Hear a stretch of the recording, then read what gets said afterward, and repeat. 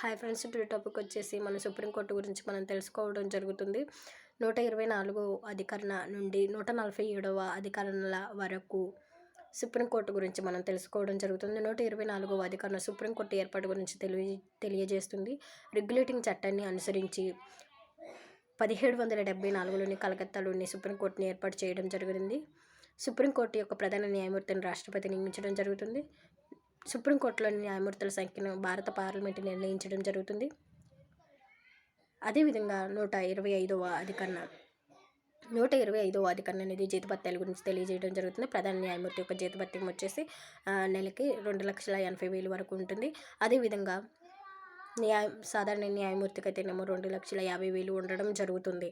126వ అధికరణ 126వ అధికరణ తాత్కాలిక ప్రధాన న్యాయమూర్తి గురించి తెలియజేస్తుంది.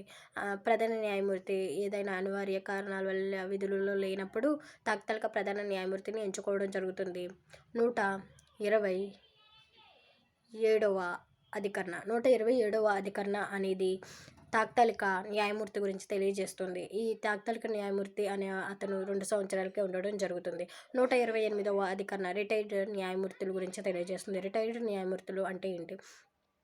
రిటైర్డ్ న్యాయమూర్తి అంటే ఏదైనా కేసు విచారణలో ఉన్నప్పుడు ఆ కేసు తీర్పు వచ్చే టైంకి ఆ న్యాయమూర్తి అనే అతను పదవి విరమణ జరిగినప్పుడు ప్రధాన న్యాయమూర్తి రాష్ట్రపతిని సంప్రదించి ఆ విధులను కొనసాగించేలా చేస్తాడు ప్రధాన న్యాయమూర్తి. దీన్నే రిటైర్డ్ న్యాయమూర్తి సేవలు అని కూడా అనడం జరుగుతుంది. 129వ అధికరణ court of record. Court of record అంటే ఏంటి? కోర్ట్ ఆఫ్ రికార్డ్ అంటే సుప్రీంకోర్టు ఇచ్చే తీర్పులను, అదేవిధంగా సాక్ష్యాధారాలను, డాక్యుమెంట్లను భద్రపరచడం కోర్ట్ ఆఫ్ రికార్డు. 130వ అధికరణ ప్రధాన కేంద్రం ఢిల్లీలో ఉంటుంది. 130వ అధికరణ అనేది ప్రధాన కేంద్రం గురించి తెలియజేస్తుంది. ఈ ప్రధాన కేంద్రం వచ్చేసి ఢిల్లీలో ఉంటుంది. అయితే ప్రధాన న్యాయమూర్తి సుప్రీంకోర్టు ప్రధాన న్యాయమూర్తి రాష్ట్రపతిని సంప్రదించి కోర్టు యొక్క కార్యక్రమాలను దేశంలో ఎక్కడైనా నిర్వహించే అధికారాన్ని కల్పించడం కూడా ఈ అధికరణ జరుగుతుంది. అదేవిధంగా 131వ అధికరణ అనేది ఒరిజినల్ అధికారాలను తెలియజేయడం జరుగుతుంది. ఒరిజినల్ అధికారాలు అంటే ఏంటి? ఒరిజినల్ అధికారాలు అనేవి ఓన్లీ సుప్రీంకోర్టు మాత్రమే ఇవి వాదించడం జరుగుతుంది. కేంద్రం ఒకవైపు, కొన్ని రాష్ట్రాలు ఒకవైపు, కేంద్రానికి రాష్ట్రానికి ఏదైనా వివాదాలు వచ్చినప్పుడు ఓన్లీ సుప్రీంకోర్టు మాత్రమే వీటిని వాదించడం జరుగుతుంది. అదేవిధంగా 132వ అధికరణ 132వ అధికరణ అనేది మనకి రాజ్యాంగబద్ధ అప్పీలు గురించి తెలియజేయడం జరుగుతుంది. రాజ్యాంగబద్ధ అప్పీలు అంటే ఏంటి? ఏదైనా స్టేట్ అనేది ఏదైనా చట్టాన్ని తీసుకువచ్చినప్పుడు రాజ్యాంగానికి విరుద్ధంగా ఉంటే దాన్ని మనం సుప్రీంకోర్టులో అప్పీల్ చేసుకునే అవకాశం ఉంటుంది ఈ అధికరణ ద్వారా. 133వ అధికరణ మనకి సివిల్ అప్పీల్ గురించి తెలియజేస్తుంది. సివిల్ అప్పీల్ అంటే దాదాపు ఆస్తికి సంబంధించి ఉంటాయి. ఇవి 20,000కి పైగా ఉండాలి. అదేవిధంగా 134వ అధికరణ అనేది మనకి ఏం తెలియజేస్తుంది? క్రిమినల్ అప్పీల్ గురించి తెలియజేస్తుంది. క్రిమినల్ అప్పీల్ అనేది హైకోర్టులో మనకి సరైన తీర్పు రాని సమయంలో క్రిమినల్ యొక్క అప్పీల్ గురించి తెలియజేస్తుంది. హైకోర్టులో మనకి సరైన తీర్పు రాని సమయంలోనే మనము సుప్రీంకోర్టుని ఆశ్రయించే అవకాశం ఉంటుంది. అదేవిధంగా 134A అధికరణ అనేది మనకి హైకోర్టు నుంచి మనం సుప్రీంకోర్టులో అప్పీల్ చేసుకునేటప్పుడు హైకోర్టు అనేది మనకి అనుమతి పత్రాన్ని జారీ చేస్తుంది. తర్వాత 135వ అధికరణ 135వ అధికరణ అనేది ఫెడరల్ కోర్టు సుప్రీంకోర్టుగా మార్చడం జరిగింది. ఫెడరల్ కోర్టుకున్న అధికారాలని సుప్రీంకోర్టుకి ఇవ్వడం జరిగింది. 136వ అధికరణ అనేది ప్రత్యేక అప్పీల్ గురించి తెలియజేయడం జరుగుతుంది. ఈ ప్రత్యేక అప్పీల్ అంటే ఏంటి?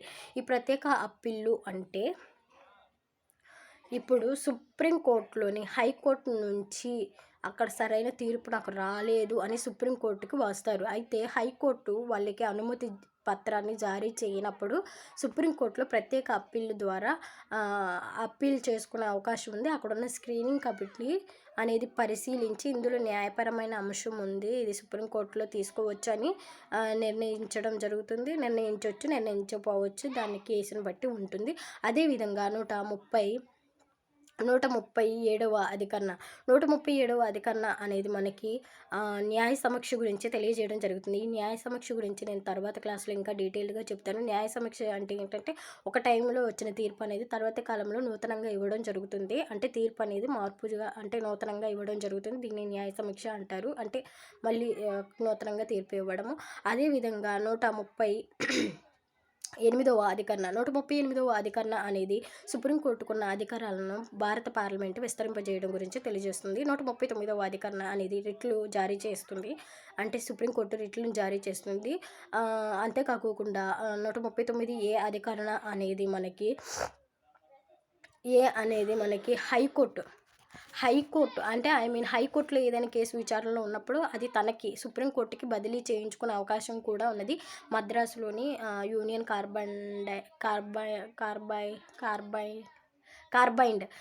కార్బైండ్ కేసు ఎగ్జాంపుల్గా మనం తీసుకోవచ్చు.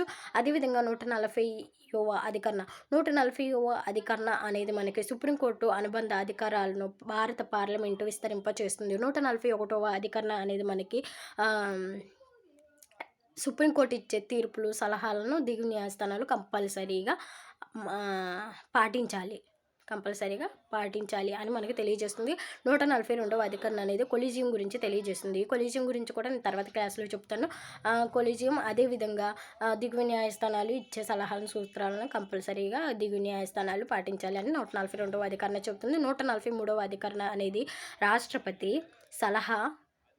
రాష్ట్రపతి కొన్నిసార్లు సలహాల కోసం సుప్రీంకోర్టుని ఆశ్రయించే అవకాశం ఉంటుంది అటార్నీ జనరల్ ద్వారా. అదేవిధంగా 144వ అధికరణ 144వ అధికరణ అనేది మనకి సుప్రీంకోర్టు ఇచ్చే తీర్పులని కార్యనిర్వాహక శాఖ అనేది అమలుపరచాలి. కార్యనిర్వాహక శాఖ అంటే ఏంటి? ఐఏఎస్, ఐపీఎస్, ఐఎఫ్ఎస్, అదేవిధంగా పోలీస్, ఇవంతా కూడా రాష్ట్రపతి, ఉపరాష్ట్రపతి వీళ్ళందరూ కూడా కార్యనిర్వాహక శాఖ కిందకి వస్తారు. వీళ్ళు అమలుపరచాలి. అదేవిధంగా 144వ అధికరణ గురించి కంప్లీట్ అయింది. 145వ అధికరణ 145వ అధికరణ అనేది ఏంటంటే సుప్రీంకోర్టు జారీ చేసే మార్గదర్శకాలను దిగువ న్యాయస్థానాలు కంపల్సరీగా అమలు పరచాలి. అదేవిధంగా 146వ అధికరణ 146వ అధికరణ అనేది సుప్రీంకోర్టులోని ఉన్న సిబ్బందిని సుప్రీంకోర్టే నిర్ణయించుకోవడం జరుగుతుంది. 147వ అధికరణ అనేది రాజ్యాంగానికి అర్థ వివరణ ఇచ్చి వ్యాఖ్యానించడం సుప్రీంకోర్టు యొక్క బాధ్యత. వ్యాఖ్యానిస్తుంది సుప్రీంకోర్టు.